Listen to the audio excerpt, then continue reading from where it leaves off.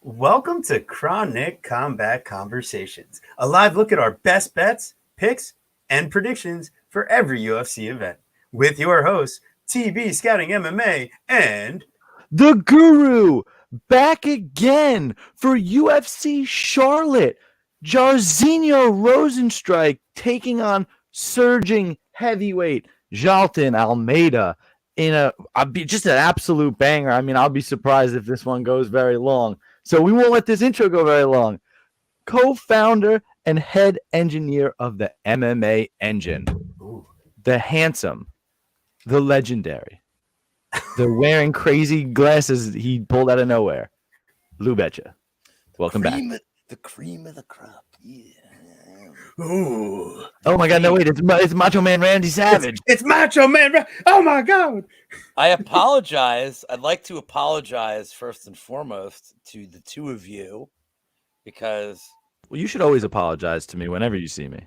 for those That goes without saying. for those of you that don't know, I was supposed to join these boys in Newark for this weekend. My friend Tommy, who has been with me since literally the one that encouraged me to even like fucking do all this shit, bought us tickets. He's like, hey man, like I got us a surprise, like we're to go.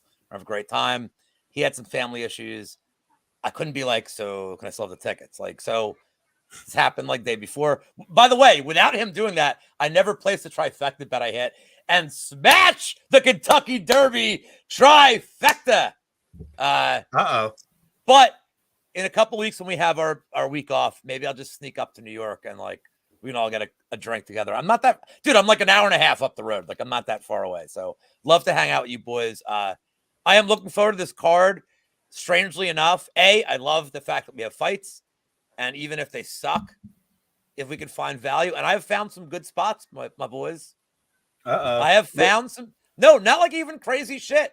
I have found some spots that I will tell you that when we get to the D-Rod Ian Gary fight, I have a very interesting perspective on that one. Probably stronger feeling about that than anything else in this card. Interesting. Yeah, I really strongly on that fight as well. So I'm kind of right with you. We'll see where that ends up. Well, let's see if we can find some bets that we can find all the bets. Bets to consider, and then maybe bet. I don't know. That could be a cool name.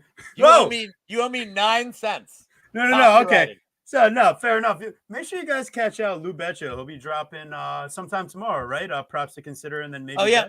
Do you want to know who I'm doing it with? Who are you doing this week? Jewish Better. Do you know MMA Jewish Better? Do you know? Okay. Yeah, we do. He's a Jersey boy like us. He's from our area. He's been asking me to get on, and I'm like, look, dude, I hate to ask you for this shit show, but he's like, let's go. And I said, dude, it'll lead to more things. Look, at some point, can I open the show with this announcement? Yeah. Sure. So I've been doing. I hate recycling guests, right? On the prop show, right? Right. Do you want to know what my grand plan has been all along? I'm almost at 64 unique guests. Wow. Do you know what happens at 64? A bracket challenge. I am doing a tournament of champions. Let's go. And by the way, you guys are considered two separate, two separate entities. Of course. Baby. Why should you guys be one entry? You're two human beings. I agree. So yes, I am doing. It's probably gonna take like fucking forever. But the 64 bracket tournament of champions, and it will be based on results that have happened previously on the show. Damn. I'm going to seed you guys a prep. Brady will be seated 64th because for spite. And Weezy will be seated 63rd because he sucks. He's the worst. Oh, no. And Monk will be unseated because he's never been on the show. But I will be, all I got to do is get Gordo.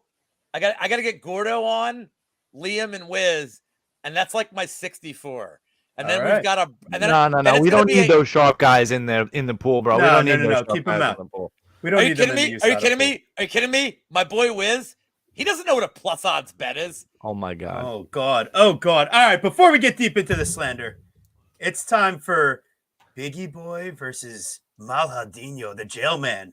We got Jairzinho Rozenstruik versus Jaltin Almeida. And oh man, that's, as you can see, there's a reason why we brought Lou Betcha in for this one. And man, it's gonna get spicy in here tonight. Get ready. because at this heavyweight bout, I mean, how long are we expecting this one to go? We got a banger on the feet versus one of the best submission grapplers that heavyweight has seen in some time. So, hey man, let's see how this fight goes. I mean, as far as the matchup here, Wiz is mad. Wiz, those are fighting words. Look out. We're gonna have a backstage brawl. Wiz is gonna hop in the chat. It's gonna be a brawl. Ask him how he hurt his ankle. Oh Lord. I'll give you a hint. Woo! Oh God. So all right. So from a woo standpoint, Jelton Almeida minus 490. Is anyone getting excited about that? Rozenstruik at plus 390. What do you think, Guru? About what? About the money line here. Like, is Jelton Almeida a deserved minus 490 against someone in the top 10 at heavyweight? Is his path victory that clear? I mean, his path to victory is quite clear. He's obviously just faced absolutely no resistance to anything he's tried to accomplish. At 95% control rate. I mean, that's Khabib's wet dream. Like that doesn't happen. So across 4 fights, they're giving him the most stylistically, perfect matchup again for him here. Yeah, sure, you can get your block knocked off, but that's everybody at heavyweight. And yes, Jairzinho is probably one of the top power. Like if he was punching one of those power bag machines, Jairzinho, I bet he would land one of the stronger scores. That's true. You have to just avoid that strike, get it on the hips, take him down. And that being said, Jairzinho has shown decent takedown defense. He stuffs 8 of Alistair Overeem's, which is pretty good. He stuffs 12 of Cyril Gons, but you know how Cyril doesn't fully commit to those takedowns when he's trying to grab them. But the biggest problem for Jairzinho has been when he gets taken down, he really just struggles to get back up. So I really just think that Jalton won't give a single fuck, and he's just going to come forward. He just has to. So for that reason, I decided to play. I thought there was some good value on it. Over on FanDuel, you can only get this line because DraftKings, it's steeper. Fight does not start round 2. I don't care who. Somebody's got to get finished in round 1. I got it at minus 122. Not bad. So, not bad.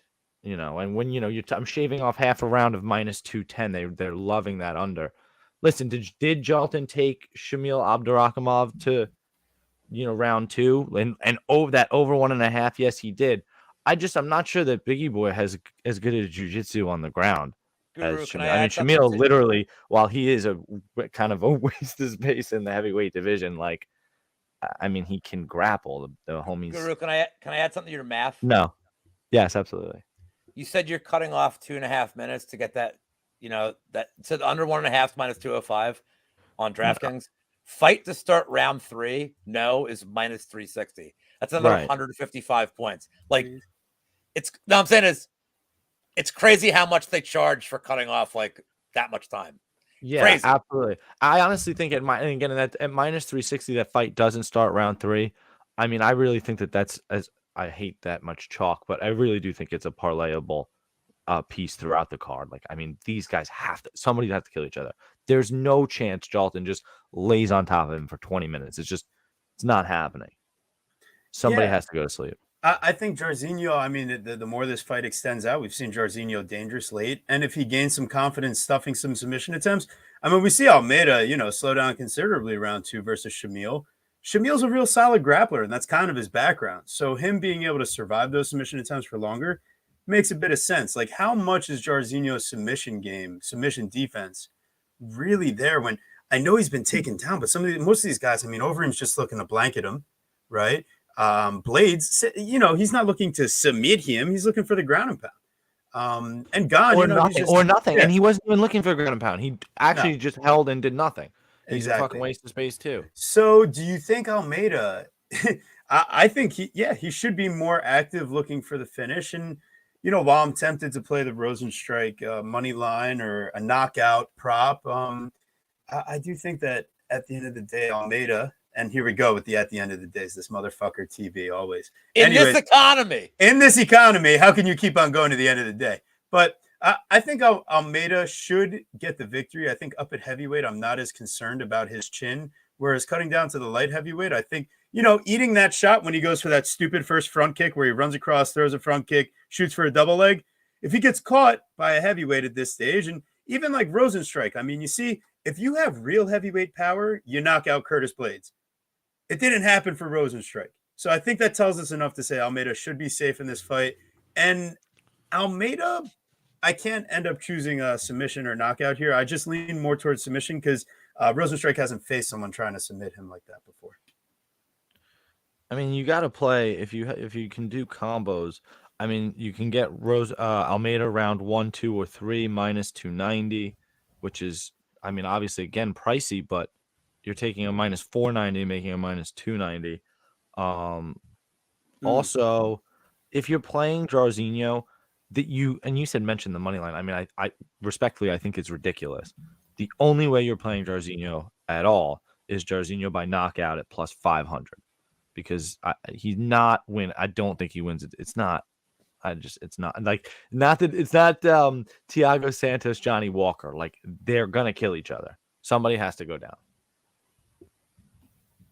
Yeah, that's fair. I see them going after Lou. Any thoughts on this one from a bet perspective? Anything else you got before we move on? Any final thoughts? I haven't heard. Oh my god! Oh, well, I'm sorry. That's right. You've been adding bits and pieces. What are your thoughts here, Lou? So am I gonna smoke weed? I'm doing that on the show. It's a chronic combat. So. Let's go, baby. Let's get after it here. We will find you via your IP address and hunt you down. I'll give you my fucking address, bitches. I ain't fair. I ain't scared nobody. Dude, I challenged Chris Curtis on air. I'll challenge MMA Prodigy.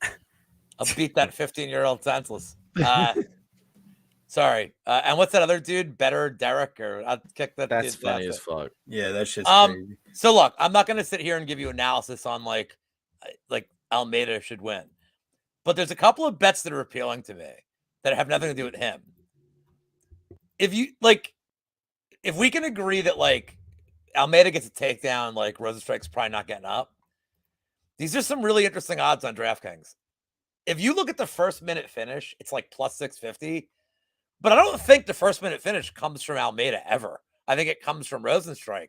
So Rozenstruik to win in the first minute's plus 4,500, and him to win in the second minute is plus 5,000. Dude, I'd load those up and be like, you can throw $5-10 on each one. It's 20 to win 500 for what you have to think may be his winning condition. Sheesh. Let me give you another weird pivot on top of that. Rozenstruik to win in rounds 3-4 plus 1,800. So to your point, I think Guru said it. What if he keeps getting taken down, but like isn't getting finished? Like, what if he's just kind of like, all right, and survives it? Well, we haven't seen Almeida late. What's he going to look like after round 2? Like, I know he's not a natural heavyweight, but like we've seen Rozenstruik look okay as fights have gone on. We haven't seen Almeida. And what if Rozenstruik just bonks him like after a couple of rounds of this nonsense where he just couldn't put him away? Round 3, round 4 is plus 1,800. I mean, that's like, again, you have a guy with more experience that's fought in the UFC and has fought late in the rounds against dudes who are. This is a guy that fucking fought in Ganyu, man. He's fought dangerous fighters. Like, dude, the only times Jairzinho has been to later rounds is when he was carried there. Carried there by Curtis Blades, unwilling to finish him. Carried there by Cyril Gane, unwilling. Carried there by Selingan, unwilling to engage him. No, what if Almeida doesn't finish him? What if Almeida doesn't finish him? No, that's Lou. Then I think he gets finished. My point is I don't think he's gonna be Cyril Gane or Curtis Blades not willing to engage. I think he's gonna fuck him up. I blew that so perfectly against the webcam right there. That was nice. Thank you. I mean, if he just lays on top of Guru, my job. Jairzinho, that's just so unlike him. Guru, would you like me to say I think Almeida wins and give you that analysis, or I'm trying to spin No, of other course, bets that you of can do to course. back it up? So Well, listen to me, okay, Junior. what's him Well, like round one, whatever, or something I just like? gave you the first two. Look, I like if this, those in the first minute, or I mean, first few minutes or whatever. That's yeah, interesting. I like those. but like, so then I'm They're pivoting, cool saying stabs, like, bro. if You this listen, thing, you hit more of those lottery tickets than I ever dream of. yeah, I'm a Mr. goddamn weirdo. Trifecta over there. Change your Well, name I'm from Lou Betya to Mr. Trifecta. Lufecta. Lufecta. It But sounds like a anyway, The Lou disease. Fuckta. but Oh yeah, God. Oh God. Lufamunda. Oh God. Famunda. Famunda cheese. Hey. Jeez. But I really like the first 2-minute ones. I think it's like crazy. You're getting the 22-1 combined. I love that. Like, dude, if Rozenstruik's gonna win, like an immediate bonk is his most likely path to victory. So I'll stick with those. Some of these late round ones. And by the way, he's an interesting live bet if this thing gets extended. We don't know what Almeida's cardio looks like, man. Or his striking, really. But you're giving me a guy who's going to keep getting a worse and worse price as every round goes on that can end the fight in one shot. It's an interesting live bet. Let's leave it at that. Oh God, MJ. I thought your boy had you with the ride back, and we were cruising, and then all of a sudden, we saw the deal, and we were like, "Fuck, my dog." I'm sorry, but we appreciate you so much, home. That's MJ. Sorry, I know. buddy. It's all good. It's all good. We got you Good next dog. time. Good dog. Oh, he's supporting us as always. Gotta love it. So, anyways, as we move along here, I think we can leave the fight where I don't think we'll be able to squeeze as much value out of as we can some of these other fights on the card. So here we go. We got Anthony Lionheart Smith versus Johnny Walker. Does he even need a nickname, Johnny Walker? I mean, his name's already kind of like a nickname, so I think he's good. So Anthony Smith, he's going to be giving up 2 inches of height, 6 inches of reach, half an inch of leg reach, but he's got quite a bit of experience. He's going to be 3 years older too. Guy's back working at Factory X with Coach Montoya. But yeah, I mean, this fight back to even here. It's -110 Smith, -110 Walker. I think that there's 2 very good possibilities for how this fight plays out. Or a few. Johnny Walker could bonk Anthony Smith, or Johnny Walker could be like many of the people that have taken down Anthony Smith and smothered him. But at the same time, I don't anticipate Johnny Walker doing that safely against a high-level grappler like Smith, where Walker's shown he can be countered and he doesn't have the best of chins. So I also see, maybe even a greater probability that Anthony Smith at his 11 strikes, almost doubling up the pace of Johnny Walker. I think if this fight doesn't end within the first couple minutes here, and even if it does, it could be Anthony Smith doing it, just like we saw in the Ryan Spann fight for Anthony Smith. And Johnny Walker couldn't have been more life and death with Ryan Spann. And this is a guy that almost got knocked out by Ryan Spann. I'll give him the credit, he recovered. And Anthony Smith should not be shooting singles or doubles and leaving his head exposed like Paul Craig, like all these other guys, But listen, Anthony Smith, when I saw him at +100, I made sure I got a bet out there. So now that it's out to -110, I think, he's live for a finish, man. Anthony Smith, if he's going to win, it's going to be by finish. The decision comes, I think it's more liable that Johnny Walker was able to get top control. But I think either guy's liable for a finish. I think Walker's chin is worse. I'm going to take Anthony Smith, the better counterpuncher with more volume. Yeah, I really like. I mean, it's hard. This is a very volatile fight, and coin flip odds certainly show you that. Johnny Walker is electric when he fights. Constant finishes. His last 4 of his last 5 fights. 8 of the last 7 of the last 9, I believe. My math is terrible, but all first round finishes there.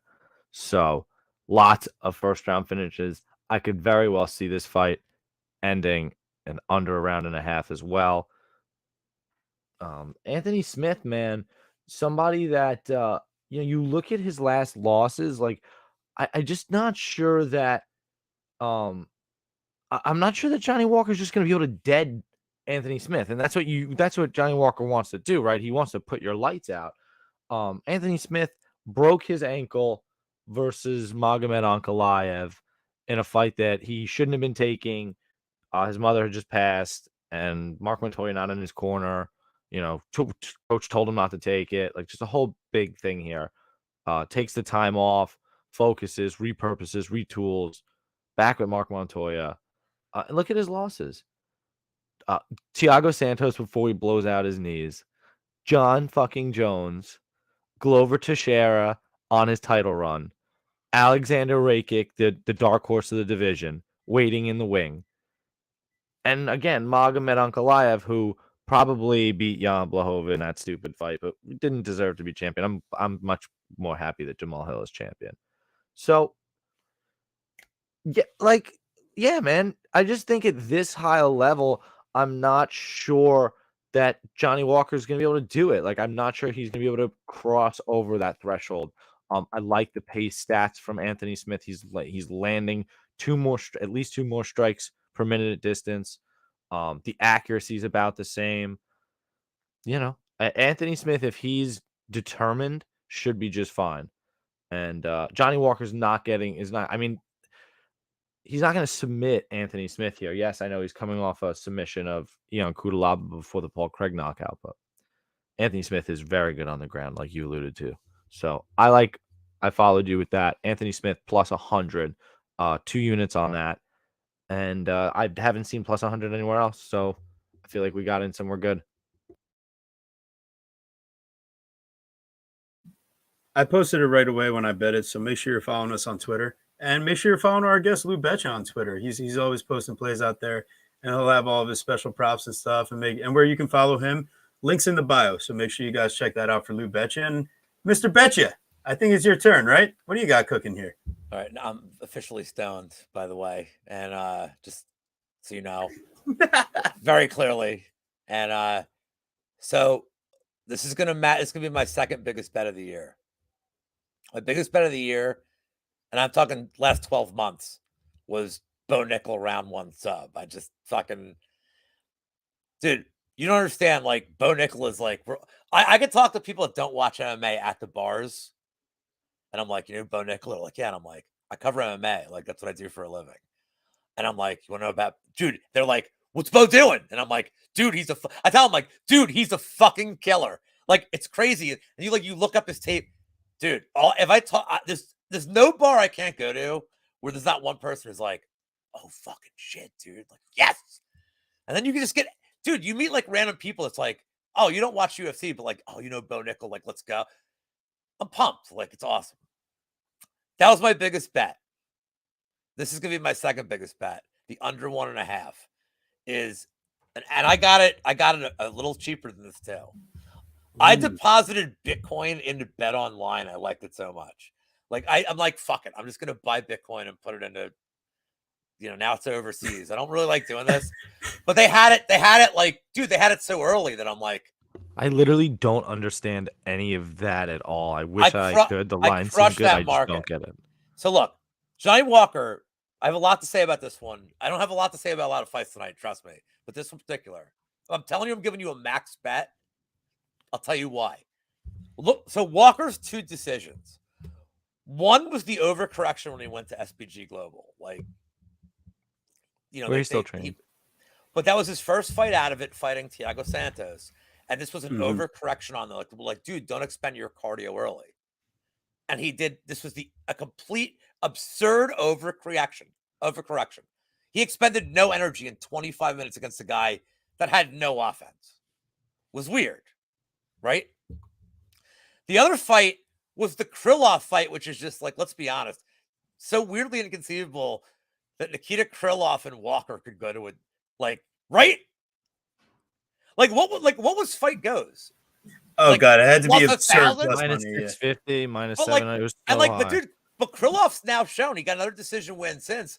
Krylov's kind of shown like Krylov's like pretty awesome, where he's a nut job the first round, but once he knows he's got the guy beat, he didn't expend any energy against Walker. Like, he knew the only way he loses is if he lets the guy get up, and the guy can't get up because he has no cardio, and I'm better on the ground. Like, dude, Krylov like threw enough punches, but they weren't like getting him off. Dude, Krylov fought like brilliantly. So those are the 2 times Walker hasn't gone past 1.5 rounds. All the times when he wants to engage. I remember picking Krylov by decision in that fight. I remember we were all over Krylov. On the flip side, Anthony Smith, his last 3 fights, don't look at the fight times. He has looked desperate. He has tried to finish fights as immediate as possible. He's getting older. He's taking a lot of damage. Like, dude, he's taken a fuck ton of damage in his career. Like, he really, like, I don't think people, like, dude, he's taking more damage than Darren Elkins. Go watch his tape. Anthony Smith has taken, like, incredibly hellacious beatings and had really bad, and he has, like, torn ACLs. Like, dude, he's a beat the fuck up dude. I like him. I think the Anthony Smith sub was, I told Jew Allen, I got you. I think Anthony Smith round 2 submission at plus 1200 is kind of like my preferred weird prop here. Because I think Walker's win condition is round 1 KO, but Smith can take him down, and Walker all of a sudden thinks he has a ground game. I agree with you, man. I agree with you too, Lou. Plus 1200. On his sub is plus 350. On DraftKings, the sub is plus 350. Terrible. Round 2. Right. Okay. But on FanDuel, the sub is plus 500. So make sure you check. It was 650 when it opened. I don't know if I'm saying this, I don't know if I love, like, plus 1200 I get out of bed for. I don't know. I get out of bed for plus 350 or 100. But the under is my, like, well, you guys live in Jersey, so you should understand this reference. Stone Cold Lock of the Century of the Week. Oh, God. Do you know what it is? Got me stumped. I can't name it, but I feel like I've heard that. You never saw fucking Aqua Teen Hunger Force? Oh, you guys God. smoke weed. You've never seen Aqua Well, I didn't have cable growing up. It's Carl, dude. Sorry. I've you definitely... know Carl from look up Carl. Dude, look it up right now. Look it up right now. Who that is? He's a fucking guy with, like, a wife beater. He's like, yeah, bitches. He goes, this is the Stone Cold Lock of the Century of the Week. That's this. All right, so the under 1.5. How many more viewers do you have now since I started that rant? At least 100. I think we have 100 more. I actually see the numbers. I know. More people came in. Look at fucking our boy Cody. Look at Blood Money. He's like, I can hear Lou's voice, and I'm not even online. And he fucking came on. That's right. That's right. I said I was stoned. I said I was stoned. But I also just gave you, like, a lot of salient details about that fight. You did. Under 1.5 at minus 145. And Wheezy endorses this, and he's our statistician. Wheezy is like, and you like Anthony Smith by submission round 2. So you better get it. I'm gonna leave it on this note. I think Wheezy is the smartest guy. Nobody realizes how smart he is. Wheezy's so like, I respect Wheezy, and I don't think people even realize the depth. Like, we all think he's smart, and he's, like, that much smarter than we. Wheezy is a fucking genius, and I respect him immensely. Wheezy and I are, like, so crazy aligned on this for the first time ever. Wheezy and I don't agree on bets. We're both like, we're like the whole roll. I'm like, dude. Him and I are so fucking aligned. Him and I have never been this aligned on a fight. He's like, I said, dude, we should borrow money. Like, this number at minus 115, we were like, dude. Well, you guys obviously moved all the line. Fucking money. No, but I'm saying is, I've never felt like that so strong. That's it, Lou. Like, we're grabbing the reins. We're moving on. Look, me and him are in a feud right now, but we'll get to that later. Oh, God. It's over. I'll just say it's about July 22nd. And we'll talk about it midway. When we get to the next crappy fight, I'll tell you why me and Wheezy and July 22nd is a problem. Oh, God, Lou. All right. We got Ian Machado Gary. Mr. Oh, man. Does he have he's the future? Is that what he is? He's still the future. Versus Daniel Rodriguez. Much like Kid Rock is still a kid. D-Rod. So, yeah, I mean... Yeah, well, okay. Well, Ian Machado Gary, he's still 25. He's at least still a kid. Here we go. It's minus 295, though, versus plus 245. Daniel Rodriguez. Over 2.5 at minus 155. The under 2.5 plus 125. I mean, shit, we got Machado Gary. He's not even going to – I mean, I just go and look at the stats first as I'm putting together everything, and I don't see a distinct advantage anywhere on paper. For Ian Machado Gary. And And that just leads me to say, you know what? The two biggest things are the 11-year age difference and the 2-inch height differential. Other than that, I'm saying this fight is a lot closer than the line. But what I am terrified of is like a Paddy Pimblett type split decision win for the guy the UFC is trying to push against a 36-year-old that might have to rely a little bit on some cage pushing and slowing down and, working the jab and maybe not landing, the biggest, most powerful shots in the fight. But D-Rod's going to throw volume. So I think, I don't know, man. I don't know. I just can't be parlaying Ian Machado Gary, but he's probably the pick. Yeah, I think the one thing that you're really missing out on when you say, other than like they're kind of even, I think one of the biggest things is the speed. So Ian Gary speed is, it's driving a pickup truck to driving a sports car. I mean, he's so much faster than him. So that's huge. And then of course the technical nature of Ian Gary's style compared to the kind of, brute force, heavy swinging, rush to the clinch, throwing mushroom kicks with mushroom in the building, style of, jailhouse style of Daniel Rodriguez. He's the bet I think I like most on this fight is fight going the distance. But Daniel Rodriguez is tough as nails. Ian Gary tough as nails. D-Rod not even necessarily. Yeah, he knocked out Preston Parsons and murked Dwight Grant, but he actually is really more of a decisionator, even though we all like him. So, and Ian Gary's tough. Sure, he got knocked down by Kenan Song, but that's basically Kenan Song's only thing, and he didn't see it, man. It happens. He got caught, but he recovered well, won the fight, and then took him out eventually. So, I just don't think that his style is necessarily going to put down D-Rod. So like you said, the fight could end up playing a lot closer because Ian Gary needs to make this fight pretty and D-Rod wants to make this fight ugly. So depending on who's more successful at doing that, it's very interesting. Galby definitely, 100%. I always like what Blood Money has to say. And I think that's why I agree with your prop on this one, Guru. And I think that's why I'm avoiding playing the side here. And I love that fight goes the distance like you're talking about. Yeah, absolutely. -122 fight goes the distance on FanDuel. I think is a really nice bet. Would you bet a split decision? I was just about to say that as well because because I do. I think so you don't hate it. I don't hate it, especially when I think you're going to get probably better than plus 450 on it, and you get plus 500. You're going to get plus 500 on a split decision on a fight that I'm pretty sure is going to go the distance. If either one of these guys gets a finish, I don't care what haters say about Ian Gary or whatnot. Like, either guy gets a finish, it's unbelievably impressive. So I'm going to go with the guy that's younger, has the height and reach advantage. Or reach is even, but the height advantage. So I'm going to go with Ian, but fight goes the distance is possibly my favorite bet on the card.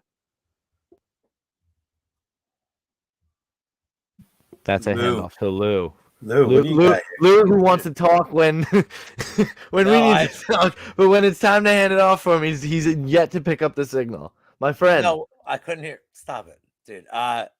You sound Guru. You nailed this one. This is a Gary's. No, this is a Gary. Look, the first instinct seeing this number was like, I'm betting D-Rod. Like, and I'm pretty sure everybody. If there's somebody that lied to you and said immediately, I thought Gary at -300 against the bet. No, dude.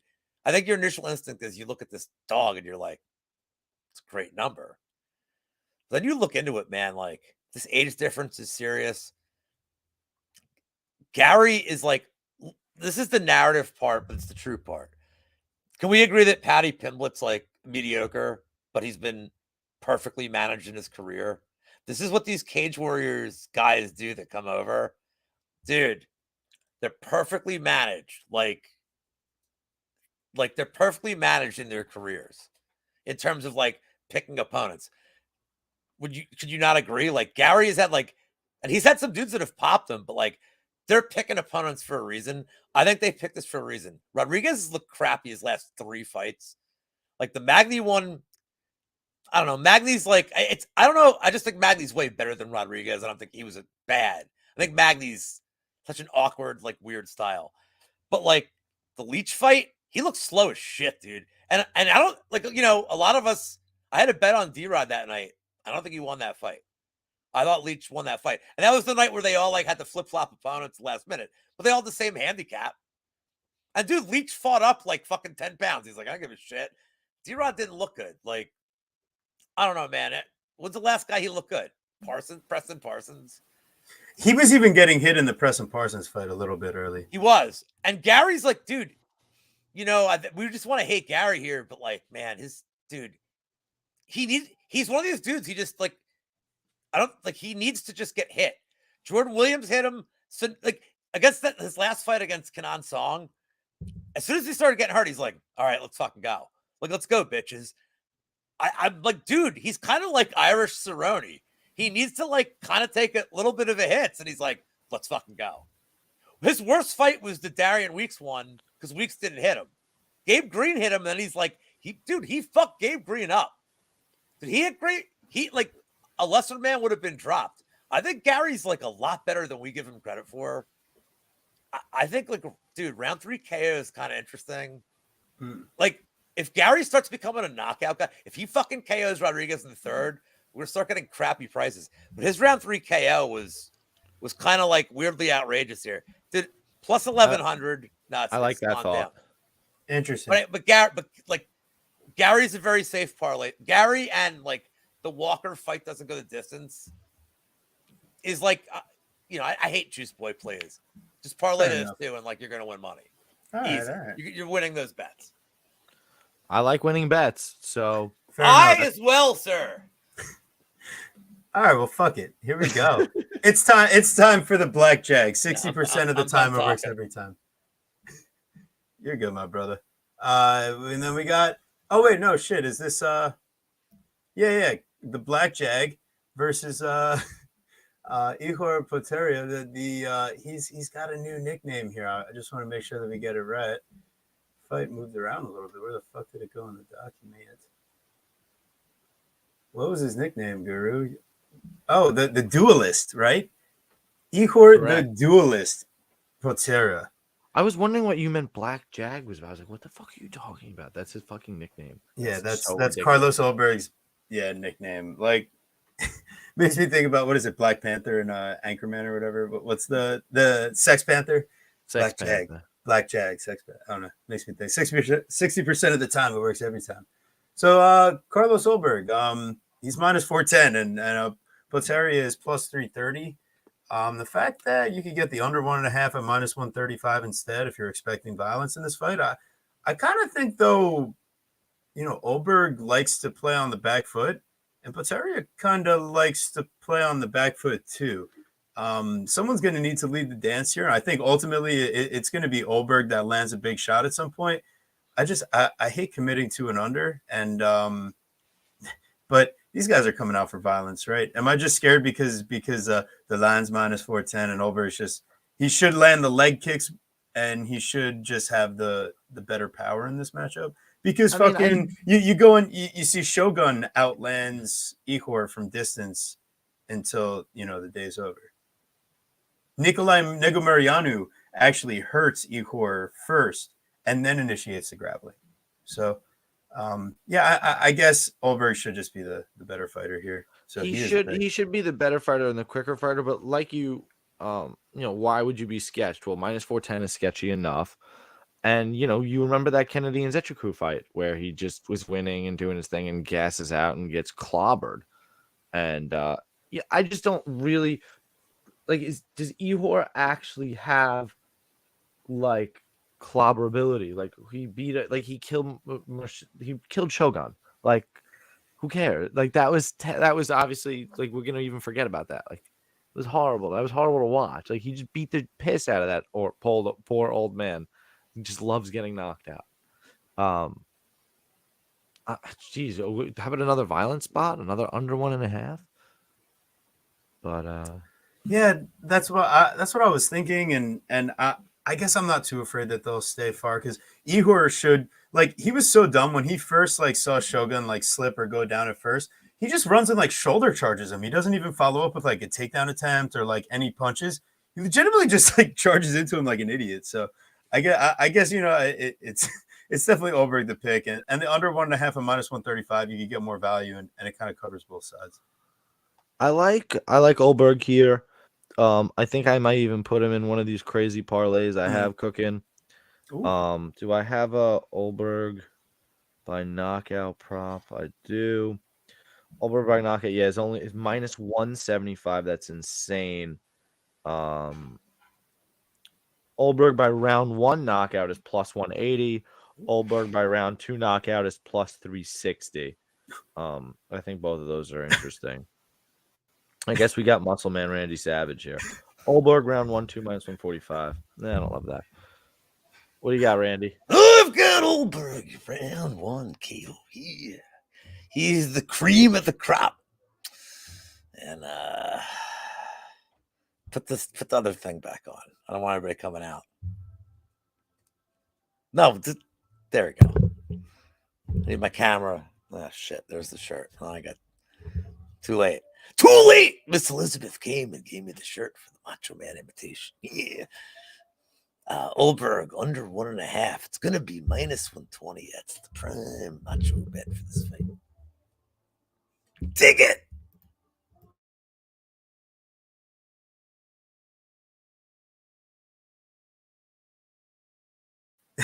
Macho Man Randy Savage gave his What breakdown. dude? Oh What? my god! Dude, Whoa! do I get to pick this fight? Whoa, Lou! What happened? Macho Man just showed up. Where did you go? Fuck you. What the fuck are you talking about, dude? What, I like what- under. oh, I like. were you in the? Dude, I was like taking a shit. Under 1.5. Under 1.5 is the bet. I was taking a shit. Yeah. What the fuck, dude? I thought it was literally my turn right now. Yeah, you came at the perfect We have time. to cook. We have to obviously cook up a violence parlay here, right? Under Ooh. 1.5 in the main, under 1.5 in the co-main, under 1.5 in this. What do you think? Too Oh saucy? god! Dude, I just talked about the fight for like 1 second. I just said I like the under. I didn't really have anything else to add to this. Fair enough. What the fuck? Like, dude, I was literally like taking a shit. What the fuck happened? I think Macho Man came here. I don't know. I could be mistaken, but Dude, geez, I have the most yeah, expensive computer Lou of was like just anybody ever. My computer costs more than like your life insurance. Like your lives are not worth. My life is not worth what I've put into this fucking computer. So maybe the computer just fucking did something to protect me. I don't know. I wasn't here though. I was taking a dump. Oh, under's nice. Yeah. yeah. I like the under Next. -135. Next. All right, we got Sexy Oldberg. yeah. Before all of our girlfriends start watching too closely, we got to move on to the next fight. Get the camera off Carlos Ulberg. This is the perfect one. We got Tim Dirty Bird Means versus Alex the Great White Morono. And no, I don't think it's a white supremacist reference. I think it's a shark reference. The Great White Morono. Yes, it's a shark reference. Okay, great. Now that we got that settled, the Dirty Bird. Listen, on paper here in this fight, it's kind of what I was saying with D-Rob. When you just look at the stats, how is it that Tim Means is averaging more takedowns per 15 minutes than Alex Morono, the vaunted high-level jiu-jitsu practitioner, the guy that's got an all-around hip? I thought it was really interesting that Tim Means had just about 1.5 times the control rate of Alex Morono. However, the Tim Means of old is probably not the guy that we're going to be getting in this fight, and the guy that only lands 0.2 strikes less and gets landed on 0.6 less per minute than Alex Morono. Morono is a little bit funky in his delivery, and Means does have the reach advantage, the 3 inches of reach, the 3 inches of height. I just don't know that he's going to be faster or be able to slow down the movement of Morono. The question is, if it does get into deep waters, Morono's completely liable to fall off a cliff and just get bonked. And he's liable to get bonked at any point. While both guys have been knocked down 4 times, at least Means has backed it up with 9 knockdowns of his own. Morono, not as prolific with his power, but Tim Means, like Guru said to me earlier, I wouldn't be surprised if this is the last ride here, right? If he takes the L, he's off into the sunset. Guru, you were the one spitting that to me. I mean, look at this fucking fight history I had to put in. for Tim Means here. And Alex Morono, you know, he's a Ponzinibbio loss away from scooting along. Yeah, I mean, I think that's kind of the big thing, right? He takes that fight off the couch, week's notice, up catch weight, as an underdog, and is dominating the fight. Knocks down Ponzinibbio 3 times, once in each round. I mean, a different ref maybe calls it, whatever. If it's boxing, you know the fight's called. That's an automatic. The fight's over, and yeah, then Morono gets cracked hard. As long as his face okay, kind of made his jaw, his face made like a weird fucking thing when he got hit by Pons. And that was the missile, man. And Pons put him down. It was Pons' last second of glory there. And you know, you gotta tip your cap to it. But like you just kind of said, I mean, Morono is 2 minutes away from fighting the Kevin Hollands of the division. Like he was right there.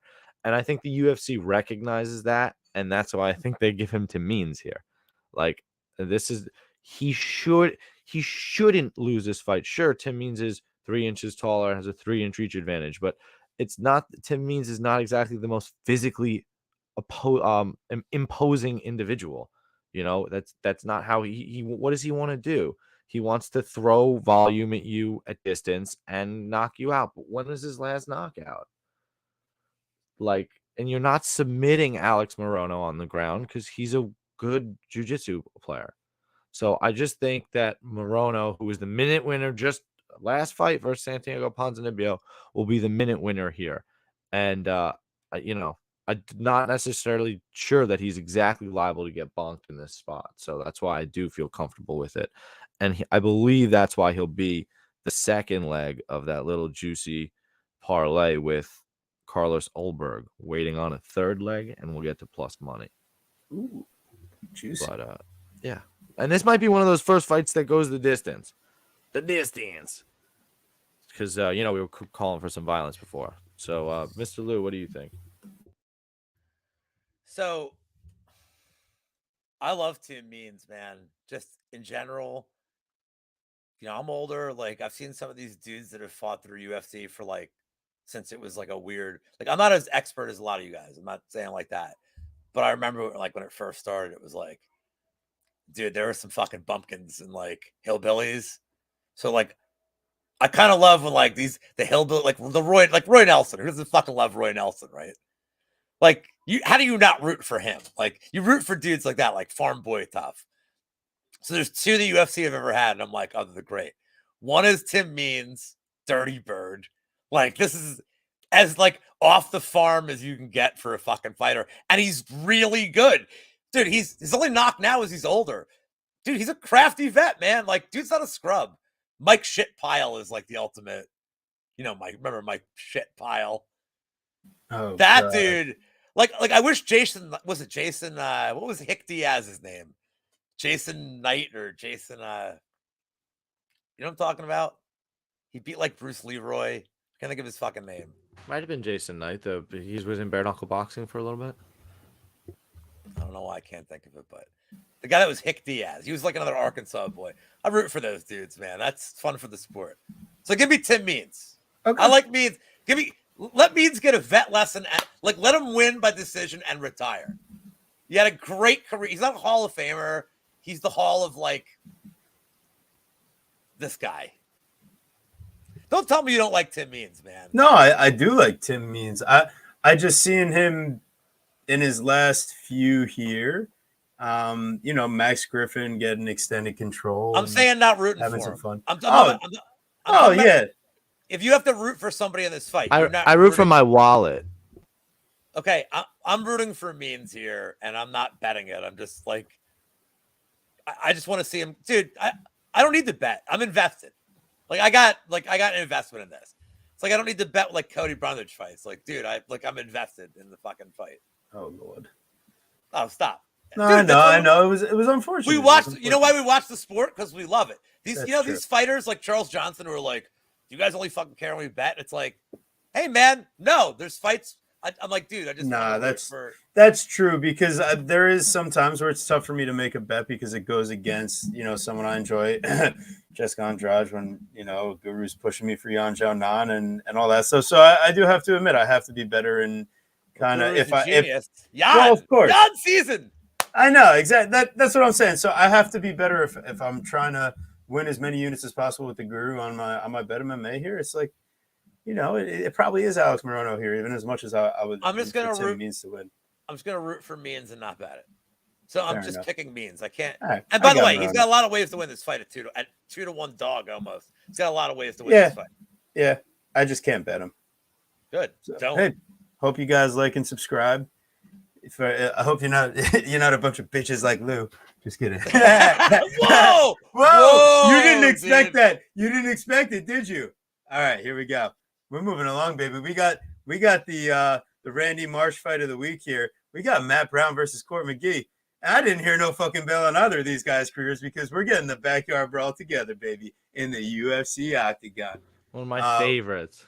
Oh yeah, Matt Brown versus Court McGee, man. 41 versus 38. These guys have got so much. I mean, I've had to do this a lot recently. Look at how many fucking fights. I had to break this into 2 different slideshows, and they're both like fucking. By the way, for some reason, when you have to do this, the second fighter doesn't get their header.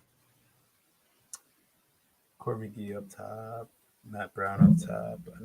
I mean the distance landed, like what the stat. Oh yeah, because one's under the other, and I take 2 screenshots together. So like normally, it's like one all together. No, I get it. I was just saying, it's all good. So I could always try doing them separately. So I don't know if you can or not. Of course I can.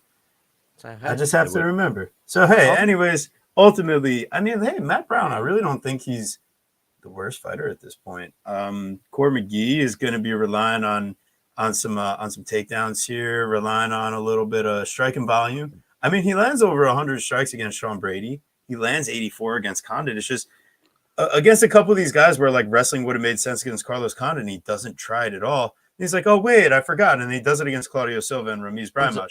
But you can't wrestle Jeremiah Wells, right? And when was that Sean Brady fight? If you could tickle my memory. 2019. Yeah, 2019. Yeah, so Court McGee, both of these guys, the founding fact that I believe was Dan Levy posting about this, both of them had OD'd, died, and came back to life. All right, John Anna. They share that experience in the octagon together. They're fighting for the custody of their sons as well. Virtually identical. Oh God. So yeah, I just got to buzz my hair off. I'll go. Got to go baldy, and I'm pulling a John Anik here. So, yeah, I think ultimately this fight, it's going to go the distance. We got over 2.5 at -175. That means there goes the distance here, at least -150 or something like that ballpark. Give it to me. I'll take it. Going to be sloppy. These boys will have a good time. I mean, Matt Brown could totally ice Court McGee. I just think Court will be smart enough to use that 24% control. And, yeah, Matt Brown has definitely shown he can be wrestled. So I like Matt Brown here. As a dog shot. I don't really understand the line, if I'm being honest. Sure, Matt Brown is the slightly older fighter. I just think that, like, in terms of any sort of finishing equity, it's all on the Matt Brown side. And you have to consider, like, Court McGee, while he should wrestle, right? Like, he is just the worst at it. A takedown efficiency of 25%. I mean, it's his path. It's what he needs. And even still, he only controls people at a rate of 24%. So while the game plan would be obvious in terms of take Matt Brown down and hold him down, Matt Brown is not somebody you just get close on and he goes down willingly. He's going to make you eat what's called a hellbow for some of you youngsters that don't know the immortal Matt Brown. So those hellbows are going to be coming. And I'm not saying he's going to Jeremiah Wells, Court McGee here, but I just think at +175, I'm interested, especially when he's going to be the slightly bigger, maybe an inch taller. It'd be interesting to see how they size up. Court probably is thicker, but certainly interesting. That's what I like. I like a dog shot. I don't mind what you're thinking though, TB, in terms of a sloppy 15-minute affair, because other than Court McGee getting sparked by Jeremiah Wells and sparked by Santiago Ponzinibbio, I mean, the dude is a decisionator.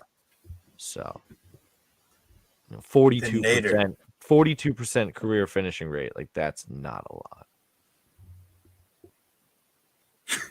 Fucking Lou is threatening me now in the DMs. So Lou, take the floor here. Let the people know what you're gonna do to TB. It's nothing. I'm a guru on this fight, dude. I love the Matt Brown side a lot, and he covered it perfectly. The only thing I'll add, it's the only thing I can add to, like, dude, you said everything I wanted to say.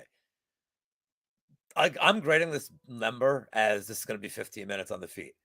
This might be their retirement fights. Like, they're not, like, everybody's like, oh man, Court McGee, clear path. What is he ever like? And dude, Brahimaj stinks. Like, he's awful, dude. He's really bad. Like, he couldn't finish Michael Gilmore. Like, he stinks, dude. Like, I wasn't impressed with that. Like, I think Matt Brown decisions, like, probably how this goes. If you're giving me 15 minutes of on the feet, Brown should be the favorite if that's how this fight would play out. So the takedown equity, I guess, give me Brown all day, dude. One at this number, absolutely. And I thought he beat Barberena, by the way, but it was really close. He just the optics of that third of him just I got it. I got it.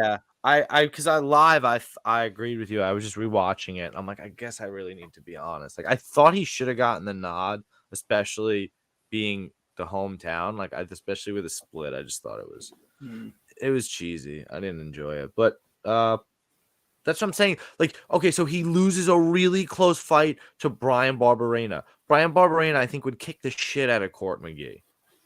Like, I think that goes the same way, except Barberena wins a unanimous decision. Like, I think he beats the piss out of Court McGee.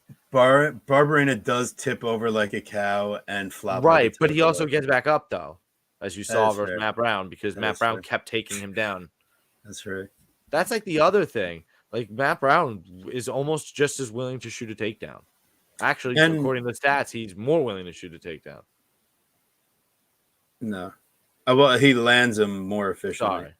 Yes. But no, honestly, might we go with the sloppy dog here? Why not?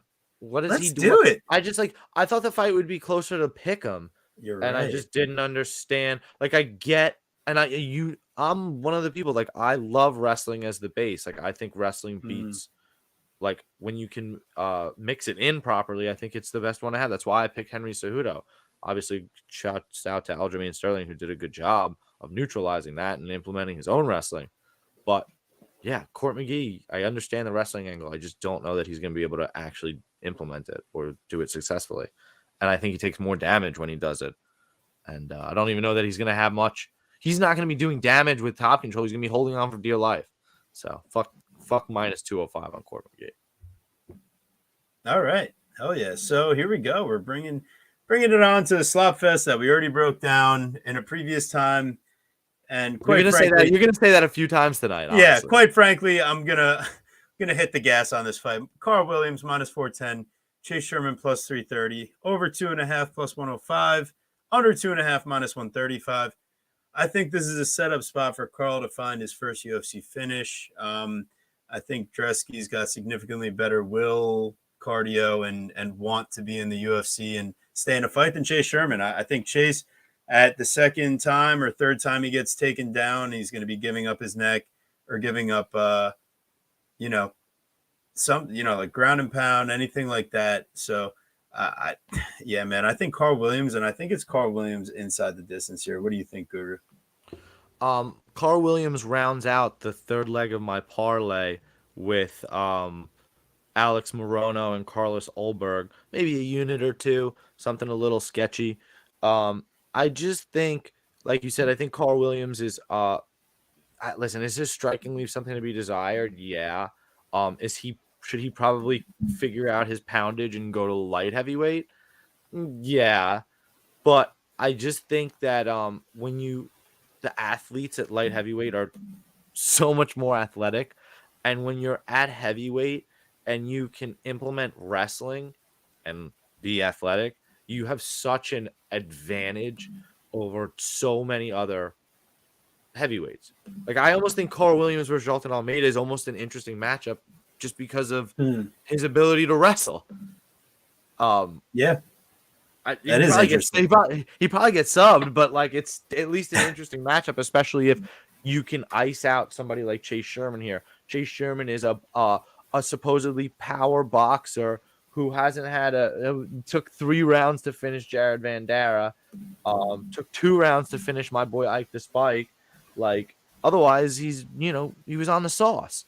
So off the sauce, Chase Sherman hasn't been finishing anybody, losing to Waldo Acosta, losing to Romanov, losing to Collier, losing to Parker Porter, losing to Arlovsky.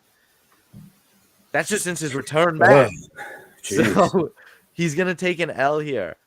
And that's why he pulled out. He pulled out fight day. I don't know why, right? It's just like undisclosed injury or whatever.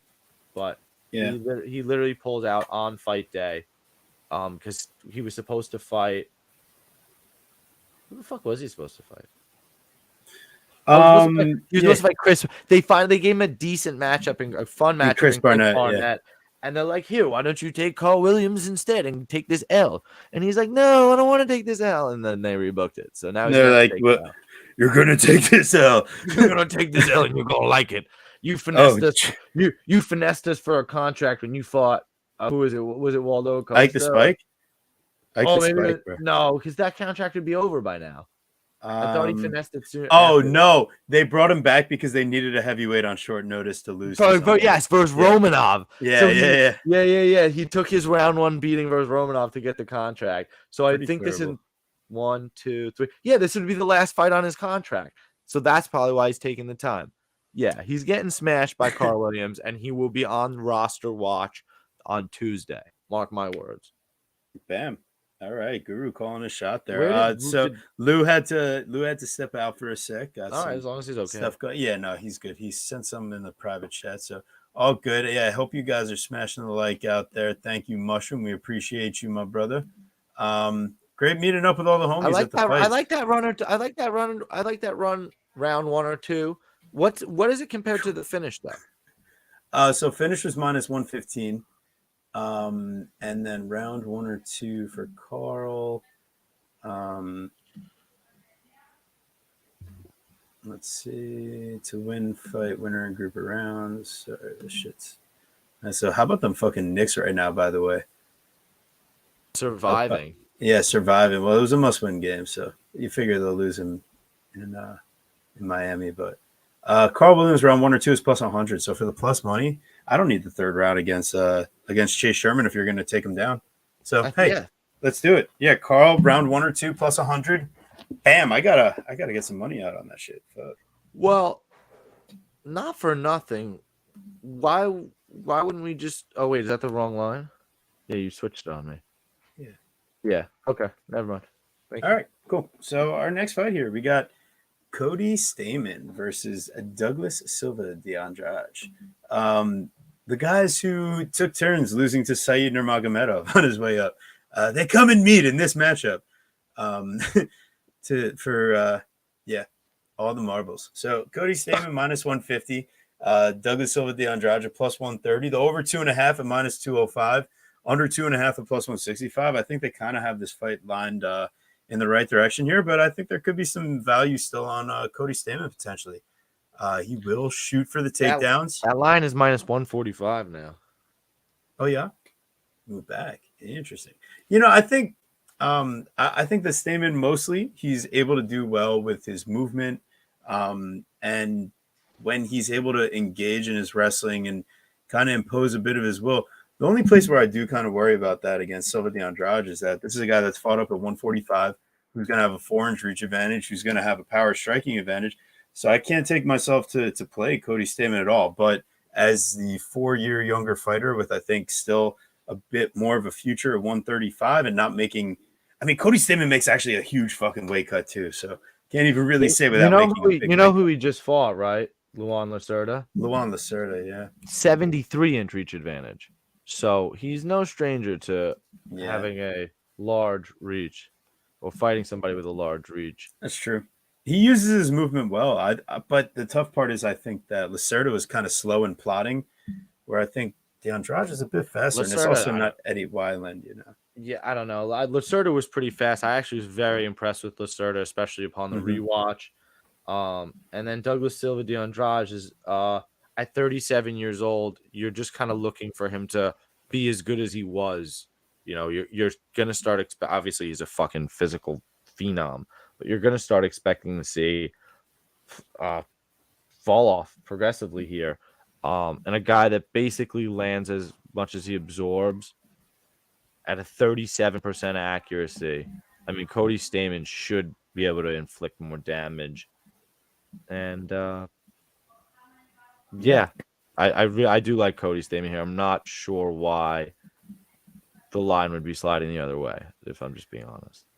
I'm going to take the younger guy with the wrestling advantage and the more accurate striking. Well, it was like minus 125 earlier in the week, and moved to minus 150, and then it slid back Interesting. to Maybe a minus little slide. 145. I Yeah. respect that. I like Cody Yeah. Stamen here. Yeah.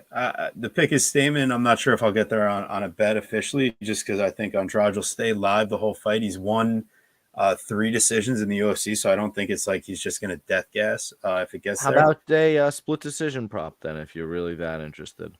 Because obviously, again, like, right, your Stamen doesn't only finish as Eddie Wineland, and if you like Douglas Silva de Andrade, then you take him, but then he's probably going to win by, I don't know, I guess knocking him out. I don't know that he wins a decision. Yeah, I think he's even live through like round 3 is the thing. He does seem to carry What to do for a finish? Yeah, that's where Stamen slows down a bit for sure. Right. No, I that's fair. Especially for a guy, But yeah, like, hey, we're betting on a 135er cutting a shit ton of weight at 37 years old to do that. The only finish, other than being choked out by Saeed in 47 seconds, the only time Cody Stamen has been finished was by Aljamain fucking Sterling. Yeah, in round 2. Okay. Yeah, you know what I mean? Yeah. Marab, decision. Jimmy Rivera, unbelievable fighter, wrestler, boxer, decision. Like, they are building Stamen still, I think. Fair enough. I mean, 33 is not young, but neither is 37. So respect. So yeah, next we got Natan Levy versus Pete Rodriguez. As far as nicknames go, nothing. Another fight we broke. Right? Another fight we broke down already. Yeah, and I still think Pistol Pete's dangerous, man. He looked pretty good in that in the photo shoot, but gotta see him make weight. I was nervous. He's so thick that he would never make it, and that was why, at least the rumors were that they moved the fight 2 weeks, that there was no way he was going to be ready to cut weight, and now obviously he is. And dude, if that man is in good shape, my goodness. I mean, Pete Rodriguez round 1, by knockout round 1, whenever that drops, or round 1, round 2 grouping, whenever you can get your hands on that, just take it. It's his only win equity. Natan Levy is a submission grappler who doesn't use his submission grappling, likes to use his karate kicking and shit like that, doesn't like to throw punches, likes to fight from the outside. If Pete Rodriguez crowds this dude that likes to keep his hands down, Lyoto Machida-esque, he's going to get fucking cracked. And I would love to see it. But hey, Natan Levy should, hopefully for his sake, be able to keep the distance, but not somebody at all I'm looking to parlay. It's tough to root like against my fellow Jew or Pete the Bad Boy Rodriguez, who you just want to see continue to murk people. I almost kind of lean with Pete. Yeah, I honestly kind of want to take the plus 225 shot on the guy with much better hands. Yeah, but again, I feel like respectfully, it's as dumb as taking the shot on Rozenstruik. Like, if you're betting the guy, you bet him by knockout because that's how he's winning. That's fair. That's just me. I understand it, though. I understand it. I get that. All right. Sounds good. We'll keep cruising along here. We got Ji-Yeon Kim versus Mandy Berm, the monster. Mandy versus Fire Fist. And a fight we've already broke down before. I feel like I'm in deja vu land. We're back again. Fuck. Yeah, so geez, I mean, if Ji-Yeon Kim can't win this fight, both of these fighters probably should just both be cut. I think they should be cut either way, but at least with Jian Kim, you have like a certain marketability, and Mandy Bohm is just poopies. That's a lot of red, Yeah. homie. That's a It's a lot lot of of red. red. That's That's a a lot of lot of red. red. But if you at least Jian look at Kim, yeah. Jian Kim, she has a split decision loss to Jocelyn Edwards in a fight where she's at least landing 70 strikes. She got a decision loss to the beast, Catch a beating, Cachoeira. She's Jeez. I don't even understand necessarily how she loses that fight. I mean, I gotta watch it Yeah, again. it was like But the last flirt. Like they each won one round, and then that last flurry by flurry at the Cachoeira with end. all those elbows. Yeah, but like she Yeah, literally I know. outlands her by 50, 70 Yeah, strikes. Like, what the fuck am I looking at? Like, that's yeah. insane. So, a tough loss to Molly McCann. Molly is a power puncher. But again, she goes, how is that possible? There's no way they both landed the same strikes. Oh fuck! What Okay, happened? well, that needs to be fixed. TV. So that's interesting. We'll have to look at that for Molly McCann. And I'll find out for Alexa you, man. Grasso fight. Alexa Grasso becomes a champion. Antonina Shevchenko related to the champion. So, and then you look at somebody like Mandy Bohm, who I've given this rant a few times, whether it's to Danny Hot Chocolate Roberts or Dwight Grant. I mean, certain people are just really poopies. And Mandy Bohm might be one of the worst fighters on the roster, with all due respect. She's got if you look at her thing, she's got so many canceled fights. It's fucking insane. She passed out trying to make weight. She's just not somebody you want to put your money on. Landing 31 strikes versus Lipsky, landing 35 strikes versus Victoria Leonardo, getting grapple fucked. Like, not a good look. Can't place any money on Mandy Bohm. I actually even think that Jian Kim is a parlayable piece, but that's really if you're a degen, because who wants to bet women MMA and chalky women's MMA? But she should get a win and get it done.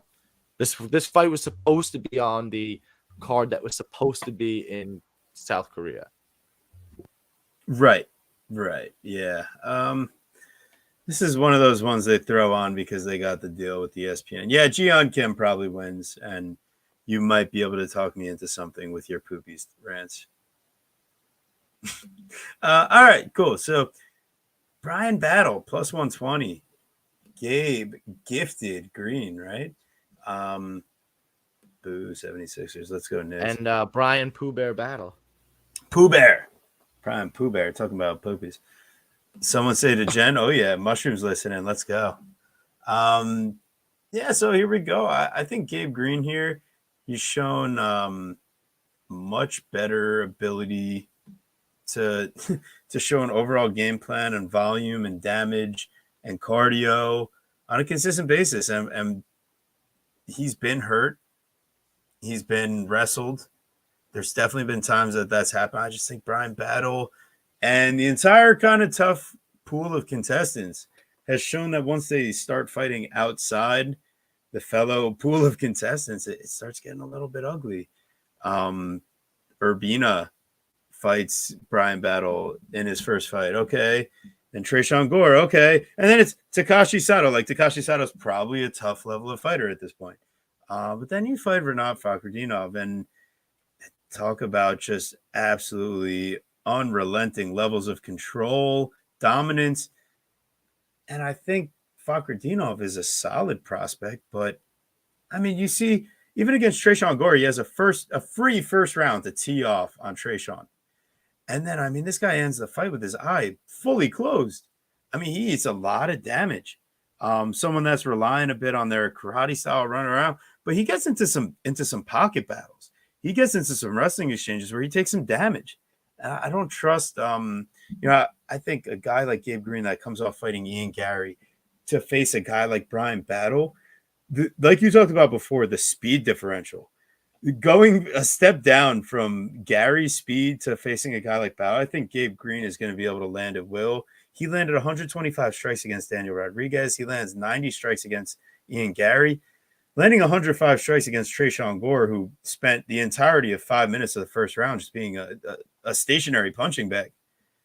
doesn't impress me as much. That don't impress me much. So, all right, Guru. I'm taking Gabe Green at -140. What do No, you got? I think you're on. There was part of me that kind of liked Brian Battle at first. I'm like, oh, what if he starts wrestling and controlling him? I'm like, yeah, but he doesn't actually really do that.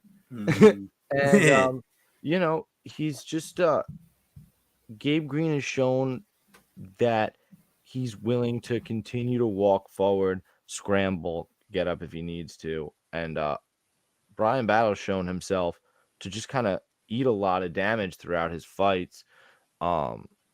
He needs to keep it at range, like far enough that Gabe can't touch him. He needs to use that 4-inch reach advantage. And then when that's not working, he needs to take it to the ground. And I'm just not convinced of his ability to do that without getting hurt. And Gabe Green's cardio is not to be fucked with.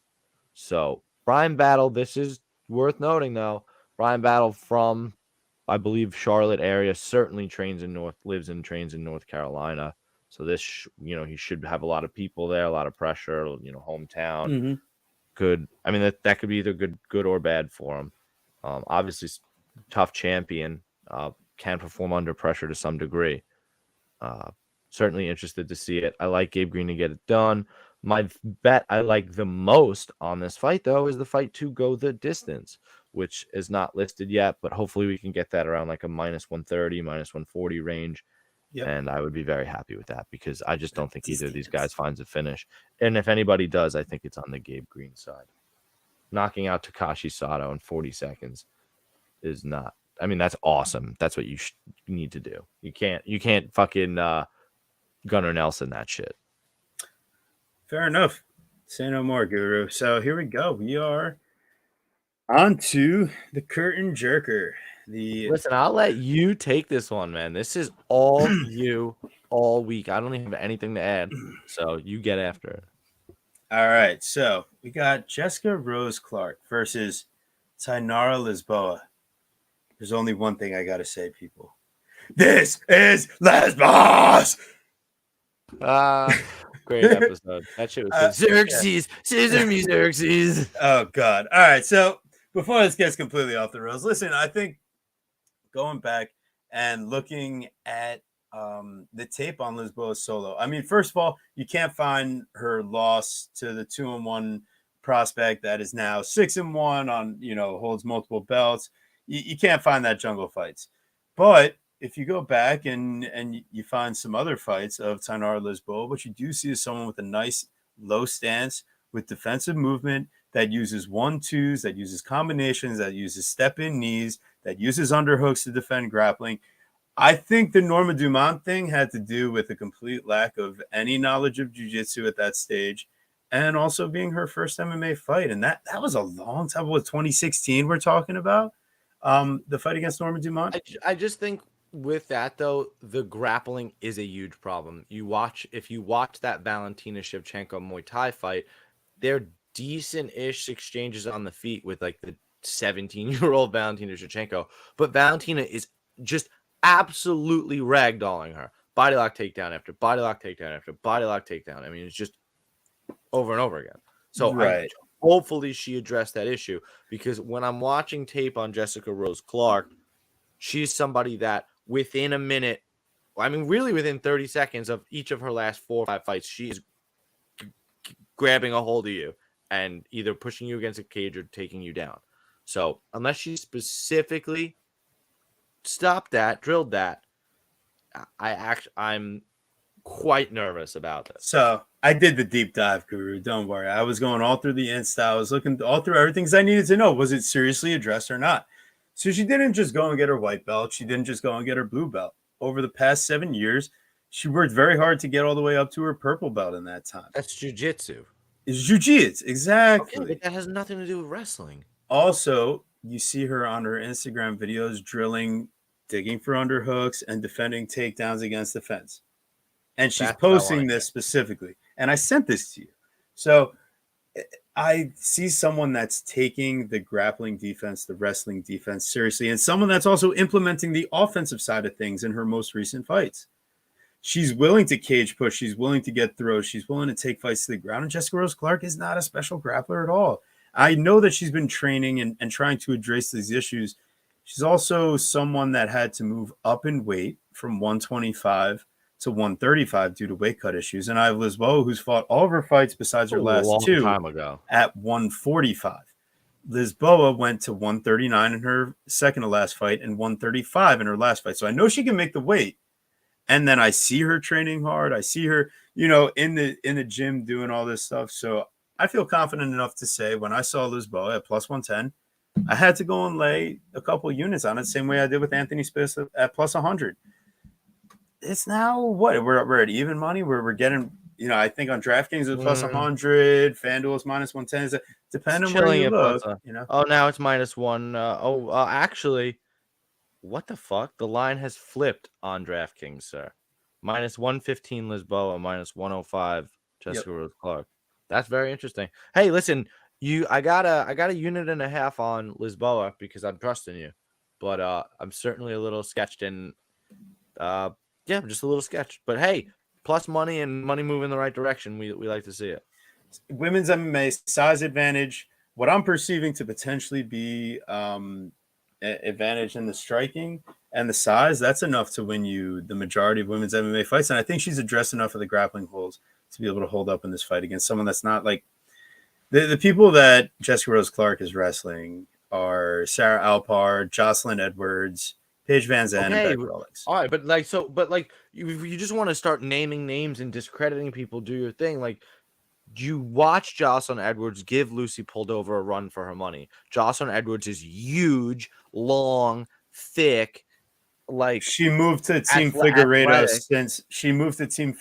since the Jessica Rose Clark fight, and they were specifically working on her takedown defense at a better grappling gym than anything Edwards had been at before. So I think to my point, we can see advancements in women's MMA takedown defense and overall game pretty quickly when you're drilling the correct things. I guess so. I like Lisboa there, man. Yeah. At plus money, I certainly get it. I just hope that she keeps Jessica Rose Clark off of her. Gotta hope. You gotta fight Lisboa. Yeah, certainly an interesting thought. Because again, I'm just curious. Like, if Jessica Rose Clark marabs it and just is relentless in terms of trying to get her, taking her down, does Lisboa keep her off? And does Lisboa do enough damage to, what's the word I'm looking for? Not make her not want to go after her anymore in the wrestling. Just going to be an interesting thought.